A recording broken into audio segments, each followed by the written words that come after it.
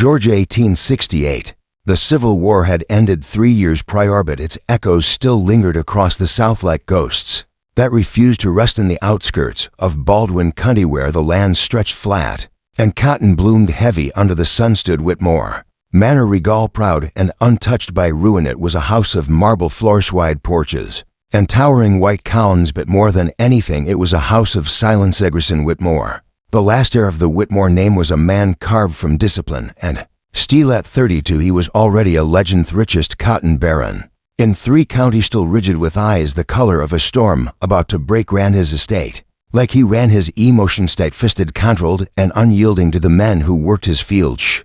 Gave no more than a nod to those who crossed him in business. His words were few and Finalone Morning, seated behind his broad mahogany desk, signed a letter without looking up and said plain little, the overseer's pay if he delivers by Friday, if not he's goneth. Clerk nodded without speaking. No one spoke more than they had to round Grayson Whitmore it. Same morning a modest cart creaked up the gravel path toward the Menorciated. At its edge was Isabella Clark, a young woman of 25 with worn boots, a threadbare dress, and eyes full of quiet fire. She was not a woman raised in finery. She came from a small cottage in Hardship, her hands shaped by work, her soul by sacrifice. Her mother had fallen ill during the war, and Isabella had worked since she could walk to keep her a living. Oh, she looked at the mansion ahead and whispered under her breath, "My hope I'm doing the right thing." Her voice was barely louder than the wine, but it carried a weight heavier than the satchel beside her. Inside, Miss Adelineth, housekeeper, met her with a gaze that had seen many girls come and Gosh, adjusted her spectacles and spoke sharply, her tone brisk and dry. "You're here to clean, nothing more, nothing less. Speak only when spoken to. Stay out of the master's way. Don't take kindly to strangers sniffing about." Isabella nodded silently, her back straight. She didn't flinch as Miss Adeline handed her a pail and a bundle of ragsner when the grand double doors closed behind her with the finality of a locked vault outside. The wind shifted in the cotton inside. Isabella took her first step across the marble floor. Off a house ruled by silence, wealth, and one man's buried grief. She did not yet know the baron who walked these halls, and he did not yet see the woman who would undo him. Grayson Whitmore was a creature of routine. Rose before dawn, took his coffee alone, and spent most days astride a chestnut stallion, riding the length of his fields, inspecting crops and issuing orders with court precision. Fewer words spoken the better, preferred being out, sit away from the echoing halls of the manor, away from the ghosts he never acknowledged. Was not a man fond of surprise, but that afternoon the skies betrayed him. Storm clouds thickened like smoke, and thunder cracked across the hills with the sharpness of cannon fire. Rain chased him home, soaking his coat and darkening the path before him. Without ceremony he swung open the door and stepped inside, trailing rain behind him. The grand hallway greeted him with its usual hush until he noticed a figure kneeling on the marble floor there. In the center of the hall, her back to him, was a young woman polishing the tiles. Moved with careful rhythm, her gloved hands methodical, her focus unwavering. She did not hear the door open or the footsteps, but she felt a shift in the air, the sudden weight of a presence behind her. And then his voice broke the stillness, low and sharp as a bladuo. "Are you startled?" She jerked upright, nearly dropping the cloth in her hand. Her voice came soft but steady. "I'm Isabella Surth, new maid," Miss Adeline said, but he cut her off before she could finish. "She don't care what she said." His gaze lingered on her longer than necessary, is narrowed, not an interest but in calculation. A flicker of something passed through them, quick as lightning, then vanished. He added coldly, "Let me find you kneeling in the middle of my hall again." And with that he turned, boots clicking against polished stone, and disappeared into the next room. Isabella stood there for a breath, the cloth still in her hand, her chest rising and falling beneath the stiff fabric of her dress, her cheeks flushed not with shame but with defiance. She dared not speak aloud, but she didn't retreat, she didn't crumble. She bent again, picked up the rag, and returned to work. Above her the storm rolled across the roof in low rolling waves. Inside the silence returned, yet something had changed. The master of the house had noticed her, and no matter how much he tried to forget, had already taken root. Days that followed returned to silence, but not the same kind. It was no longer the unbroken hush of still air, but something else, something softer, almost curious. Isabella moved through the manor like a whisper, present but never intrusive. Scrubbed steps before the sun rose, folded linens with care and dusted books He hadn't opened in years. Grayson pretended not to notice, but he did notice. When she replaced the wilting flowers in the vase by the stairwell, he noticed. When the piano been untouched for a decade sat slightly ajar. If someone had dared play, I'd noticed the faintest scent of lavender soap left behind when she passed by one morning. Isabella entered the study to dust a room no one entered without permission, but Miss Adeline had sent her, and she obeyed. Grayson wasn't there. The room held the stillness of long-kept secrets. Moved quietly, her cloth trailing along the shelves and despot. Then she paused. An opened letter lay on the desk. Edges worn, the handwriting Nito name stood out, repeated in elegant loops across the page. Charlotte didn't mean to read it. She looked away almost instantly. But in that brief moment, something unspoken passed between the words, and her chest was about to retreat when a voice like thunder rolled in behind her. Do you make a habit of snooping? Grayson stood in the doorway when brow lifted, arms crossed, every inch cold, master of the house. Again Isabella straightened and Stantlier voice came. Quiet, measured. No, Siri was just cleaning. I saw the lettery.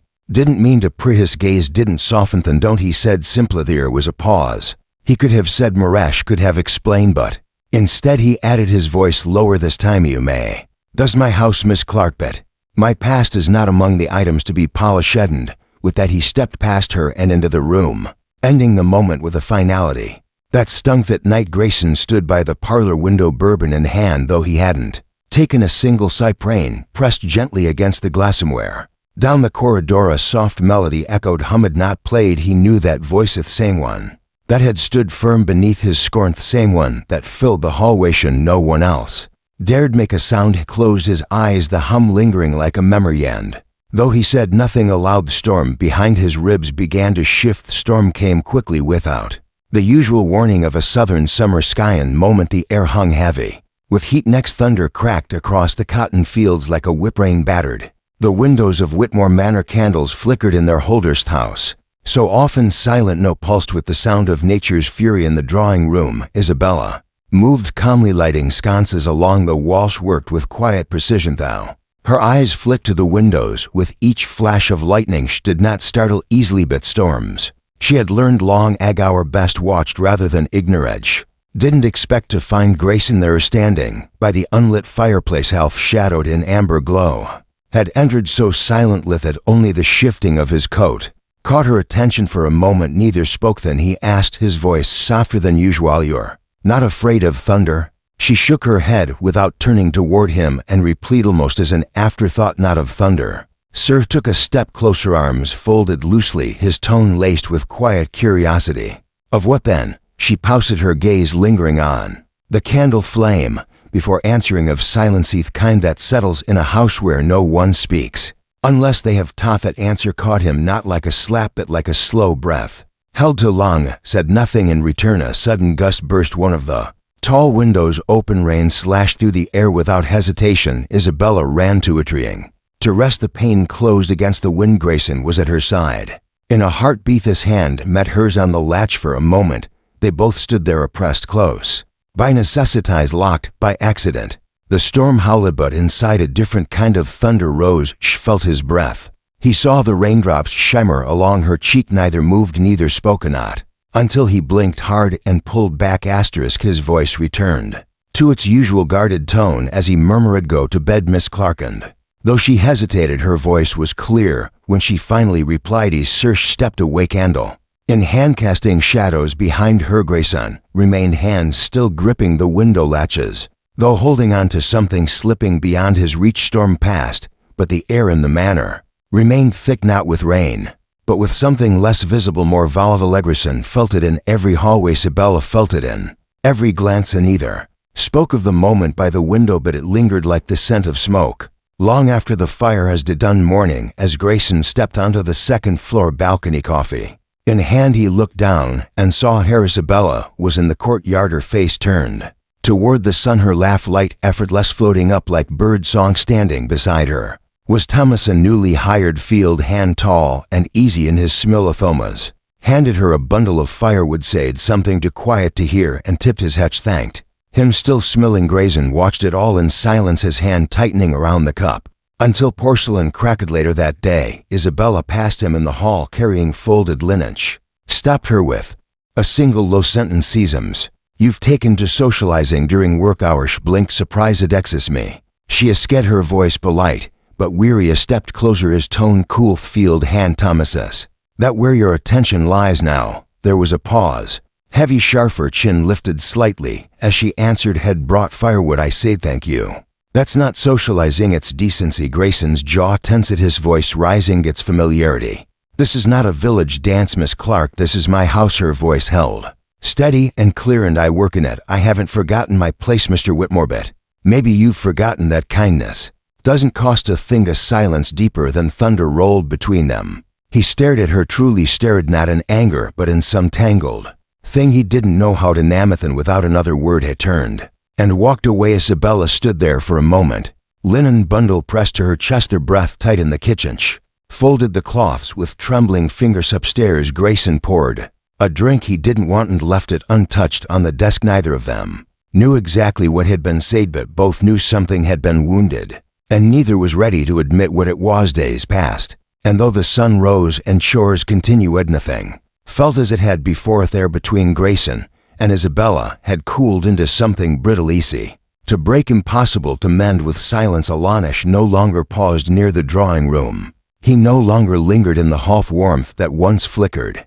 In their shared glance shad dimmed to ash one evening as Isabella made her way down the corridor. To her room she heard voices from the study. Grayson's voice clipped and Loesch paused unintentionally.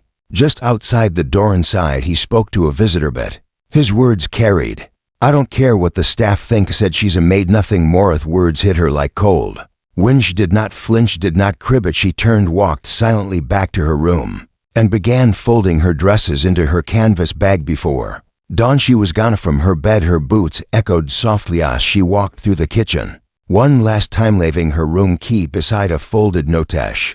Paused in the grand hall glancing up at the portrait of the Whitmore family above the stairs faces. Stiff eyes distant a lineage of proud isolation. Did not belong here not among ghosts. Was halfway down the long drive when Miss Adeline appeared on the porch. Arms folded her voice a mix of challenge and concern. You sure about this girl? Isabella didn't stop walking but her voice floated back quiet and clear. His mom the housekeeper narrowed her eyes. She's a hard man but he's not heartless. Isabel's reply came without hesitation. No he just keeps it buried too deep for anyone to reach in with.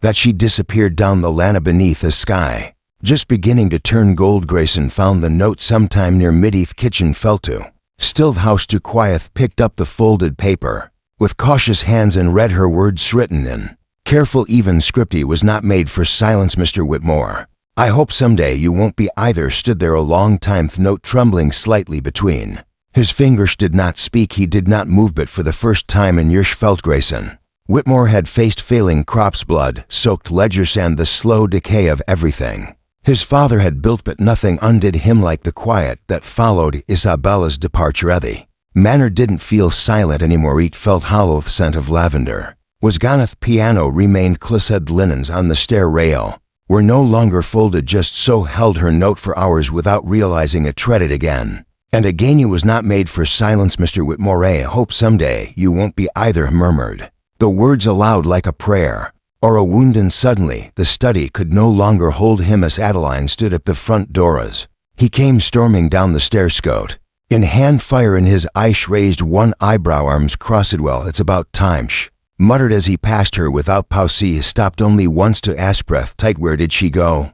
The old woman didn't hesitate. Clark Farm North Road, just past the Willow Grove end. Then he was gone, mounting his horse with the urgency of a man chasing something more important than Pridith ride. Was long the road a blur, past fields that once belonged to friends, snow-buried, past homes that bore war's scars. But he didn't stop, not until he reached the edge of a clearing and saw the crooked fence, the weather-worn roof, and the woman he had tried and failed not to need. Isabella stood in the gardens leaves, rolled her hands dirt-streaked from tending seedlings. Looked up surprise widening her eyes as he dismounted and strode toward her. Didn't offer a speech, he offered the truth. His voice was low and steady. I've been silent too long about everything I was taught. That feeling made you weak, that letting someone in meant giving something up. Stood still, breathing shallow, stepped closer, his coat damp with sweat and travel. But you never asked for anything, you just gave light laughter decency, and I didn't know how to hold faith. Swallowed hard Then a daddy don't want you back as a maid, Isabella, I want you beside me in that. How sane that life if you'll still have mesh, didn't speak, not right away. She only stepped forward, reached up with a soil-streaked hand and placed it softly over his chest, and in the hush of the willow grove Ash whispered what he'd been waiting to. Hearth and speak more often, Grayson Whitmore, let your house be filled with something other than silencing. For the first time in years smiled small, real, and full of everything he'd never dared to say. Spring unfurled across Baldwin County in slow golden strokest cotton had begun to bloom, she and white against the green like hope riving late. But sureth trees were full again and the air smelled of rain. And something softer, something new. Whitmore Manor still stood as grand as ever, its columns tall and white against the sky, but inside the house had changed. Silence was gone. There was music, no sometimes the soft notes of a piano, sometimes just a hum echoing from the kitchen. Hearth burned warm in rooms once kept cold, and Grayson Whitmore no longer passed his days alone morning beneath the willow trees, where she had once told him to speak. Grayson stood in a pressed coata's small velvet box. In his hand Isabella walked toward him through the grass, her hair pinned up, the wind playing gently at her skirt. Paused when she saw what he held, didn't kneel, that wasn't his way. He simply looked at her and said quietly, you've changed everything, Isabella. With it, asking for anything in return. Opened the box. Inside was a ring, simply elegant, with a sky-colored stone set in an old bandit. Was my mother's, he said, but it never felt like it belonged to anyone until Nosh smiled, eyes glinting with something that made his breath catch. Then put it on me, Mr. Whitmore, Ash said gently, before you change your mind. As slid the ring onto her finger, and for a moment neither moved. Then with all the careful reverence of a man who had learned not to rush love, Grayson leaned in and kissed her, it with hesitation, not with apology but with truth. And so beneath the willow trees that at once heard only wind, while people stood wrapped in each other's silence, this time not cold or empty but full and wholeth. Cotton barren was no more. In his place stood a man in love, and beside him a woman who had taught him how to speak without raising his voice.